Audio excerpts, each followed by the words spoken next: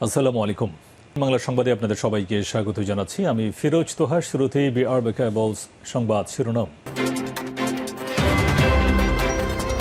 জানিয়ে দেব এই মুহূর্তে হাতে পাওয়া সর্বশেষ গুরুত্বপূর্ণ আপডেট বাংলা সংবাদ। শুরুতেই থাকছে ডক্টর মোহাম্মদ ইউনূসকে রামন ম্যাগসাসের অ্যাওয়ার্ড ফাউন্ডেশনের অভিনন্দন। বাংলাদেশের অন্তর্বর্তীকালীন সরকারের প্রধান উপদেষ্টা নোবেল বিজয়ী অর্থনীতিবিদ অধ্যাপক ডক্টর মোহাম্মদ ইউনূসকে অভিনন্দন জানিয়েছে Ramon Magsaysay award foundation. Doctor Yunus 1984 সালে রামন ম্যাগসেসে পুরস্কার পেয়েছিলেন। এবারে জানাবো দেশে বিদেশে কি নেই ডিবি হারুনের। টাকা পাচারের পথ সহজ করতে নিজেই চালু করেন মানি এক্সচেঞ্জ প্রতিষ্ঠান। সপরিবারে যুক্তরাষ্ট্রের নাগরিকত্ব আছে তার। ঢাকা সহ দেশের বিভিন্ন এলাকায় সম্পত্তি দখল দেখাশোনার জন্য রয়েছে 3 সদস্যের স্টিয়ারিং কমিটি। নামে বেনামে অন্তত 3টি রিসোর্টের মালিকানা রয়েছে তার। রয়েছে একাধিক আবাসিক হোটেল, আরো অন্তত 10টি কোম্পানির মালিক রয়েছেন তিনি। শুধু ঢাকাতেই আলিশান বাড়ি করেছেন 24টিরও বেশি। এর বাইরে আছে অগণিত প্লট ও flat.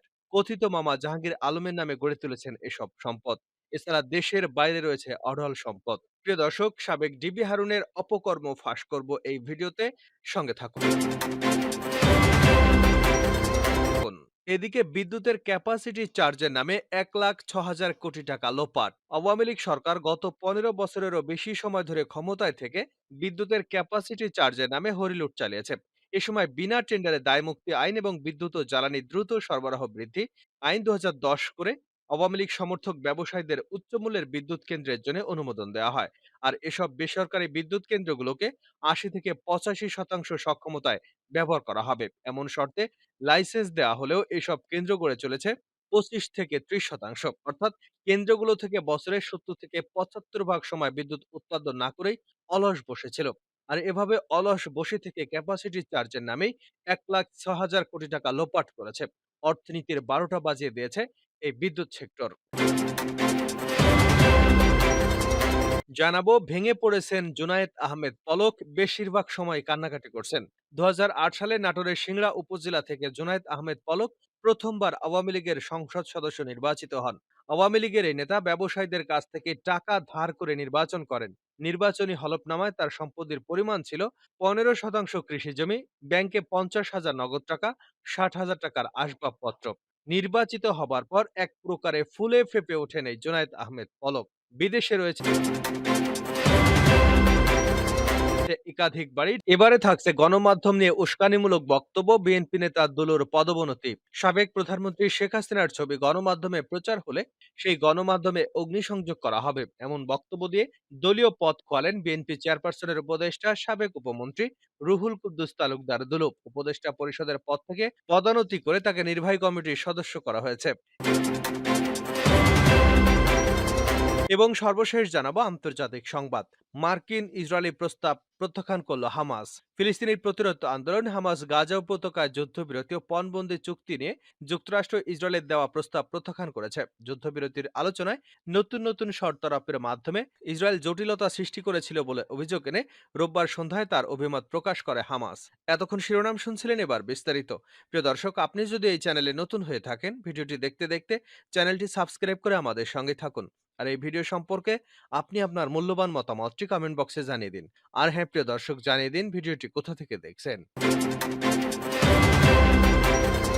Doctor Mohammad ইউনূসকে Ramon মেগাসাসের award ফাউন্ডেশনের অভিনন্দন। বাংলাদেশের অন্তর্বর্তীকালীন সরকারের প্রধান উপদেষ্টা নোবেল বিজয়ী অর্থনীতিবিদ অধ্যাপক ডক্টর মোহাম্মদ ইউনূসকে অভিনন্দন জানিয়েছে Ramon Magsaysay award foundation. Doctor Yunus 1984 সালে রামন ম্যাগসেসে পুরস্কার পেয়েছিলেন। সম্প্রতি অধ্যাপক ইউনূসের কাছে পাঠানো ফাউন্ডেশনের এক অভিনন্দন বার্তায় বলা হয়, আমরা রামন ম্যাগসেসে অ্যাওয়ার্ড ফাউন্ডেশনের পক্ষ থেকে আপনার অন্তর্বর্তীকালীন সরকার এবং বাংলাদেশের জনগণকে আমাদের আন্তরিক অভিনন্দন জানাচ্ছি। সাম্প্রতিক সময়ে বাংলাদেশের সাম্প্রতিক রাজনৈতিক অস্থিরতা একটি অন্তর্ভুক্তিমূলক দুর্নীতিমুক্ত এবং গণতান্ত্রিক সরকারের লক্ষ্যে দেশটির জনগণের আকাঙ্ক্ষার একটি সুস্পষ্ট প্রকাশ। সভাপতি রামন ম্যাগসেসে দৃঢ়ভাবে বলেছেন, আমি বিশ্বাস করি সরকার দেশের জনগণের কল্যাণের জন্যই নিম্ন পর্যায় থেকে শুরু করে উন্নতির দিকে অগ্রসর হবে, কারণ গণমানুষের কল্যাণেই সরকার কাজ করে। আমি বিশ্বাস করি রাষ্ট্রের সর্বোচ্চ নেতার একটি বড় হৃদয়, সৎ মন, সুস্থ প্রবৃত্তি, ধৈর্য সুরক্ষার গুণ ও সাধারণ মানুষের প্রতি অনুগত ভালোবাসার দৃষ্টান্ত সৃষ্টির মতো গুণাবলী থাকতে হয়। বার্তায় আরো বলা হয়, আপনার দেশের ইতিহাসের এই নতুন অধ্যায়টি অনিশ্চয়তা বা বৈষম্য নয়, বরং স্থিতিশীলতা এবং সেই নেতৃত্ব দিয়ে সংজ্ঞায়িত হোক, যা গুটি কয়েক বিদেশি গোষ্ঠীর জন্য নয়, বরং সাধারণ বাংলাদেশের মানুষের মৌলিক অধিকারের সমুন্নত রাখবে। দেশে বিদেশে কি নেই ডিবি হারুনের? টাকা পাচারের পথ সহজ করতে তিনি নিজেই চালু করেন মানি এক্সচেঞ্জের প্রতিষ্ঠান। সপরিবারে যুক্তরাষ্ট্রের নাগরিকত্ব রয়েছে তার। ঢাকা সহ দেশের বিভিন্ন এলাকায় সম্পত্তি দখল ও দেখাশোনার জন্য আছে 3 সদস্যের স্টিয়ারিং কমিটি। নামে বেনামে অন্তত 3টি রিসোর্টের মালিকানা আছে তার। রয়েছে একাধিক আবাসিক হোটেল। আরও অন্তত 10টি কোম্পানির মালিক তিনি। শুধু ঢাকায় আলিশান বাড়ি করেছেন 2 ডজনেরও বেশি। এর বাইরে আছে অগণিত ফ্ল্যাট ও প্লট। কথিত মামা জাহাঙ্গীর আলমের নামে গড়েছেন এসব সম্পদ। দখল করা সম্পত্তি বিক্রি করে সেই টাকা দেশের বাইরে পাচার এবং বিদেশে গড়ে তোলা সম্পদের তত্ত্বাবধানের দায়িত্বে আলাদা কমিটি। অন্তত 6টি দেশে ব্যবসা প্রতিষ্ঠান গড়েছেন অঢেল টাকার। বহুল আলোচিত এই কর্মকর্তার নাম হারুন আর রশিদ ওরফে ডিবি হারুন। বাংলাদেশের পুলিশের ডিআইজি পদমর্যাদার এই কর্মকর্তার সর্বশেষ ছিলেন ঢাকা মহানগর পুলিশের অতিরিক্ত কমিশনার। সরকারি স্কেল অনুযায়ী 3য় গ্রেডের চাকরি হিসেবে সর্বসাকুল্যে বেতন ৮০,০০০ টাকারও কম। অথচ সীমাহীন দুর্নীতির মাধ্যমে নামে বেনামে কয়েক হাজার কোটি টাকার সম্পদ গড়েছেন এই হারুন। অনুসন্ধানে জানা যায়, চাকুরি জীবনের শুরু থেকে হারুন ছিলেন বেপরোয়া, কখনো চাকরির বিধিমালা তোয়াক্কা করেনি। যখন যেখানে দায়িত্ব পালন করেছেন সেখানেই নানান অনিয়মে জড়িয়েছেন। প্রতিটি ধাপে প্রতারণা ও শৃঙ্খল কর্মকাণ্ডে জড়ালেও তাকে কখনো শাস্তি পেতে হয়নি, বরং পদায়ন করা হয়েছে গুরুত্বপূর্ণ সব ইউনিটে। ঘুষ, দুর্নীতি, চাঁদাবাজি, জিম্মি করে অর্থ আদায়, মারধর, জমি দখল, বাড়ি দখল, প্লট দখল, ফ্ল্যাট দখল, গুম, খুন, হত্যা, অর্থ পাচার, মিথ্যা মামলা দিয়ে হয়রানি, আটকে রেখে নির্যাতন, নিয়োগ বাণিজ্য, নারী কেলেঙ্কারি সহ এহেন কোনো অপরাধ নেই যার সঙ্গে এই ডিবি হারুন জড়ায়নি। তবুও বছরের পর বছর পেয়েছেন পদোন্নতি। এসব অনিয়ম আর দুর্নীতির মাধ্যমে হাতিয়েছেন হাজার হাজার কোটি টাকা। রাজধানীর উত্তরা, গাজীপুর ও কিশোরগঞ্জ ঘুরে ডিবি হারুনের অন্তত হাজার হাজার কোটি টাকার সম্পদের সন্ধান পাওয়া গেছে। অনুসন্ধানে জানা যায়, ডিএমপির গোয়েন্দা শাখার সাবেক প্রধান হারুন দেশে থাকা হাজার হাজার কোটি টাকার সাম্রাজ্যের নিয়ন্ত্রক ছিলেন তার কথিত মামা জাহাঙ্গীর হোসেন এবং তার সহযোগী জহির। মূলত মামার মাধ্যমে সব অপকর্ম করত হারুন। জায়গা, জমি, ফ্ল্যাট, বাড়ি, রিসোর্ট সবই সম্পদ মামা জাহাঙ্গীরের নামে করেছেন। আবার এসব সম্পদ দেখে ব্যাংক থেকে হাতিয়েছেন মোটা অঙ্কের অর্থ। বিদ্যুতের ক্যাপাসিটি চার্জের নামে ১,০৬,০০০ কোটি টাকা লুটপাট।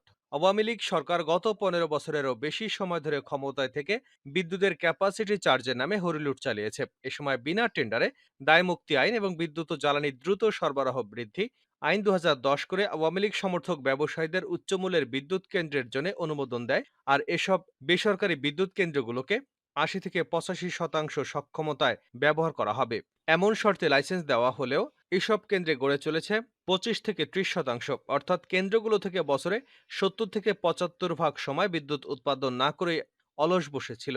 প্রয়োজন না থাকলেও অতিরিক্ত বিদ্যুৎ কেন্দ্রের অনুমোদন দিয়ে উচ্চমূল্যে এসব বিদ্যুৎ কেন্দ্র বসিয়ে রেখেছে সরকার। আর ক্যাপাসিটি চার্জের নামে ১.৫ দশকে ১,০৬,০০০ কোটি টাকা আওয়ামী সরকারের সুবিধাভোগী ব্যক্তিদের পকেটে চলে গেছে। এতে বিদ্যুৎ খাতের ব্যয় দিন দিন বেড়েছে। আর এই ব্যয়ের দায় চেপেছে জনগণের ঘাড়ে। এ কারণে দফায় দফায় বেড়েছে বিদ্যুতের দামও। জ্বালানি বিশেষজ্ঞরা বলেন, বিদ্যুৎ কেন্দ্রগুলোকে অলস বসিয়ে রেখে ক্যাপাসিটি চার্জ নেওয়া মানে হচ্ছে সেখানে সরকারের অপচয় আর চুরি হচ্ছে। যদি কোনো কেন্দ্র বছরের পর বছর কম ব্যবহৃত হয় কিংবা এসব কেন্দ্র একেবারেই ব্যবহৃত হয়নি, সেগুলো স্ট্যান্ড বাই হিসেবে থাকে, তাহলে এগুলো চালু রাখার কোনো প্রশ্নই ওঠে না। পিডিবির বার্ষিক প্রতিবেদন বলছে, ২০০৮ ও ২০০৯ অর্থবছর থেকে ২০১৭ ও ২০১৮ অর্থবছর পর্যন্ত ১০ বছরে আইপিপি রেন্টাল কেন্দ্রগুলোকে ক্যাপাসিটি চার্জ দেওয়া হয় প্রায় ৪৩,৫০০ কোটি টাকা। এর পরের বছরে ২০১৮-২০১৯ থেকে ২০২২-২০২৩ অর্থবছর পর্যন্ত ক্যাপাসিটি চার্জ দেওয়া হয় প্রায় ৬৩,৫০০ কোটি টাকা। তথ্য পর্যালোচনা করে দেখা যায়, বিদ্যুৎ খাতের জন্য দেওয়া ভর্তুকির ৮১%ই ব্যয় হয় ক্যাপাসিটি চার্জ পরিশোধে। ভেঙে পড়েছেন জুনায়েদ আহমেদ পলক, বেশিরভাগ সময় করছেন কান্নাকাটি। ২০০৮ সালে নাটোর সিংড়া উপজেলা থেকে জুনায়েদ আহমেদ পলক প্রথমবার আওয়ামী লীগের সংসদ সদস্য নির্বাচিত হন। এলাকার আওয়ামী লীগ নেতা ও ব্যবসায়ীদের কাছ থেকে টাকা ধার নিয়ে করেন নির্বাচনী হলফনামা লেখেন ১৫ শতক কৃষি জমি, ব্যাংকে 50,000 টাকা এবং 60,000 টাকার আসবাবপত্র রয়েছে তার। এরপর তথ্য প্রযুক্তি প্রতিমন্ত্রী হয়ে আলাদিনের চেরাগ পেয়ে যান পলক। সাবেক প্রধানমন্ত্রী শেখ হাসিনার ছেলে সজীব ওয়াজেদ জয় ছিলেন প্রধানমন্ত্রীর তথ্য প্রযুক্তি উপদেষ্টা, তাই জয়ের সঙ্গে খুব ঘনিষ্ঠ সম্পর্কের সুযোগ পান পলক। সেই সুযোগ কাজে লাগিয়ে হয়ে ওঠেন স্বেচ্ছাচারী। গত 5ই অগাস্ট শেখ হাসিনার সরকারের পতনের পর আত্মগোপনে চলে যান তিনি। বুধবার রাতে তাকে গ্রেপ্তার করে পুলিশ। ঢাকা মেট্রোপলিটন পুলিশের খিলক্ষেত থানাধীন নিকুঞ্জ আবাসিক এলাকা থেকে আত্মগোপনে থাকা অবস্থায় তাকে গ্রেপ্তার করা হয়।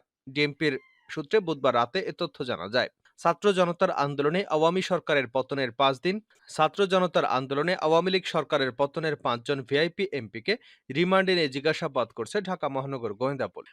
রাজধানী নিউ মার্কেট ও পল্টন থানার পৃথক দুটি হত্যা মামলায় তাদেরকে গ্রেপ্তারের পর রিমান্ডে নেওয়া হয়। এর মধ্যে পলককে 10 দিনের রিমান্ডে নেওয়া হয়েছে।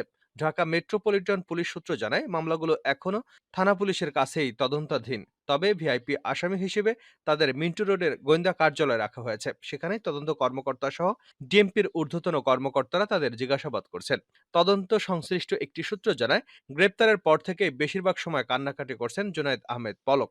ইন্টারনেট শাটডাউনের বিষয়ে তিনি তার দায় অস্বীকার করেছেন। তার ভাষ্য, প্রতিমন্ত্রী হলেও ইন্টারনেট বন্ধ করার ক্ষেত্রে তার একক কোনো সিদ্ধান্ত ছিল না। জিজ্ঞাসাবাদে পলক জানিয়েছেন, গোয়েন্দা সংস্থার প্রধান এবং এনটিএমসির মহাপরিচালক সাবেক সেনা কর্মকর্তা জিয়াউল হাসানের নির্দেশনা মেনে তিনি ইন্টারনেট শাটডাউনের সিদ্ধান্ত নিয়েছিলেন। এছাড়া ইন্টারনেট শাটডাউনের ক্ষেত্রে সাবেক প্রধানমন্ত্রী শেখ হাসিনারও সায় ছিল। জিজ্ঞাসাবাদকারীর সূত্রের দাবি, ভিআইপি আসামিদের মধ্যে সবচেয়ে বেশি ভেঙে পড়েছেন জুনায়েদ আহমেদ পলক। এত দ্রুত সরকারের পতন হতে পারে তা তিনি কল্পনাও করতে পারেননি। যদিও একদিন আগে তার স্ত্রী সন্তানদের বিদেশে পাঠিয়ে দেবার কথা তিনি স্বীকার করেছেন। পলকের ভাষ্য, চাইলে তিনিও দেশ ছেড়ে পালাতে পারতেন, তবে শেখ হাসিনার সঙ্গে বেইমানি করা হবে বলে তিনি পালিয়ে যাননি।